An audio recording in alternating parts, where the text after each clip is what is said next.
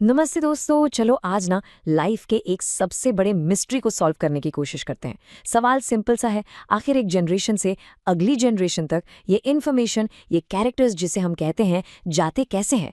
Let's crack this code. कभी सोचा है आपने? एकदम सिंपल सी बात है, राइट? एक हाथी हमेशा एक बेबी एलिफेंट को ही जन्म देगा। आम के बीज से आम का पेड़ ही उगेगा, कोई और प्लांट तो नहीं उगेगा, है ना? It seems obvious, but this is a really really fundamental question about life itself. और फिर इसी मिस्ट्री का एक दूसरा एंगल भी है। आप अपने भाई बहन को देखो, कभी कभी आप लोग एकदम कार्बन कॉपी लगते हो, राइट? और कभी इतने अलग कि कोई मानेगा ही नहीं कि आप सिबलिंग्स हो। तो ये जो सिमिलैरिटी है और ये जो डिफरेंस है, ये दोनों ही चीजें इस कहानी का एक सुपर इंपॉर्टेंट पार्ट है। तो इन सारे सवालों का जवाब वो हमें मिलती है साइंस की एक सुपर कूल ब्रांच में, जिसका नाम है जेनेटिक्स। देखो, ये पूरी फील्ड ना बस दो चीजों पर फोकस करती है। एक है इनहेरिटेंस यानी कैरेक्टर्स का पास ऑन होना, और दूसरा है वेरिएशन यानी बच्चों का अपने पेरेंट्स से थोड़ा अलग होना। बेसिकली हम इसमें यही स्टडी करते हैं।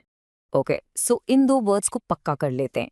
इनहेरिटेंस, ये वो प्रोसेस है जिससे कैरेक्टर्स मतलब जो भी गुण हैं वो पेरेंट्स से उनके बच्चों तक यानी प्रोजेनी तक पास ऑन होते हैं। यही हेरिडिटी का बेस है। और फिर है वेरिएशन, ये वो डिग्री है जिससे बच्चे अपने पेरेंट्स से अलग दिखते हैं। तो सोचो, एक प्रोसेस है और दूसरा उसका रिजल्ट। सिंपल। और बताए सबसे अमेजिंग बात क्या है? ये कोई नई चीज नहीं है। हमारे एंसेस्टर्स हजारों साल पहले 8000 से 1000 बीसी के बीच उन्हें ये पता था कि वेरिएशन का रीजन सेक्सुअल रिप्रोडक्शन में कहीं छुपा है। उनके पास साइंस नहीं थी, पर उनकी ऑब्जर्वेशन पावर, उन्हें एक बेसिक आइडिया तो जरूर था। और वो सिर्फ जानते नहीं थे, वो इस नॉलेज को यूज भी करते थे। सोचो, वो प्लांट्स और एनिमल्स की वाइल्ड पॉपुलेशंस में जाते थे, जो सबसे अच्छे डिजायरेबल कैरेक्टर्स वाले होते थे, उनको चुनते थे और फिर उनकी ब्रीडिंग कराते थे। Selective breeding. इसी प्रोसेस को आज हम कहते हैं आर्टिफिशियल सिलेक्शन। एकदम परफेक्ट एग्जाम्पल देखना है तो देखो, पंजाब की साहीवाल काउज को, इन्हें जो है ना एंसेस्ट्रल वाइल्ड काउज से ही इसी आर्टिफिशियल सिलेक्शन और डोमेस्टिकेशन के प्रोसेस से डेवलप किया गया है। तो ये बात तो एकदम क्लियर है कि प्रैक्टिकल नॉलेज तो बहुत पहले से थी। लेकिन यहाँ एक बहुत बड़ा बट है। हमारे एंसेस्टर्स को ये तो पता था कि क्या करना है, पर उन्हें ये बिल्कुल नहीं पता था कि इसके पीछे की साइंस क्या है। What was the scientific basis, ये सब काम कैसे करता था, रूल्स क्या थे। This was the real mystery. तो अब हमारी कहानी आगे बढ़ती है सीधा मिड 19th सेंचुरी में, और यहाँ एंट्री होती है हमारे हीरो की। वो इंसान जिसने इस पूरी गुत्थी को सुलझाना शुरू किया, और इसका पूरा क्रेडिट जाता है एक ऑगस्टिनियन मंक को, ग्रेगर मेंडल। 7 years, सोचो, पूरे 7 साल, फ्रॉम 1856 टू 1863 ग्रेगर मेंडल ने गार्डन पीस पर अपने फेमस हाइब्रिडाइजेशन एक्सपेरिमेंट्स किए। Now that's a long long time. इसके लिए बहुत पेशेंस चाहिए था। It was a serious investigation. तो सवाल उठता है, मेंडल के काम में ऐसा क्या खास था?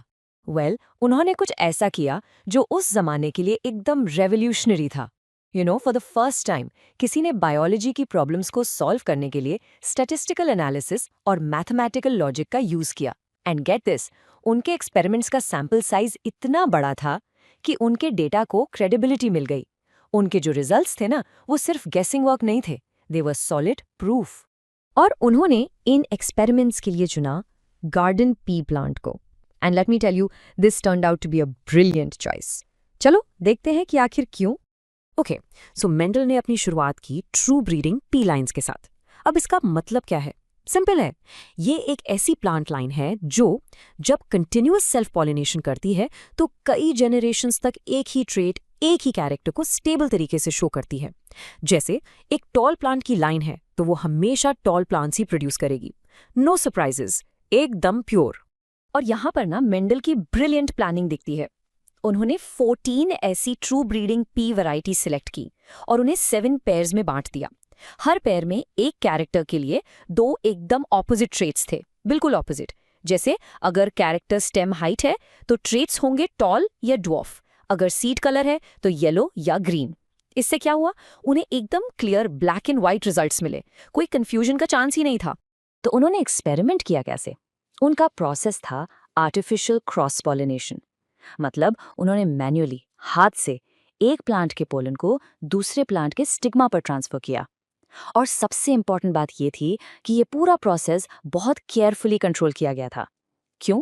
ताकि उन्हें एग्जैक्टली पता हो कि अगली जनरेशन के पेरेंट्स कौन हैं। तो इन सालों की मेहनत, इतने सारे एक्सपेरिमेंट्स, इसका रिजल्ट क्या निकला? यहाँ से सब कुछ बदलने वाला था।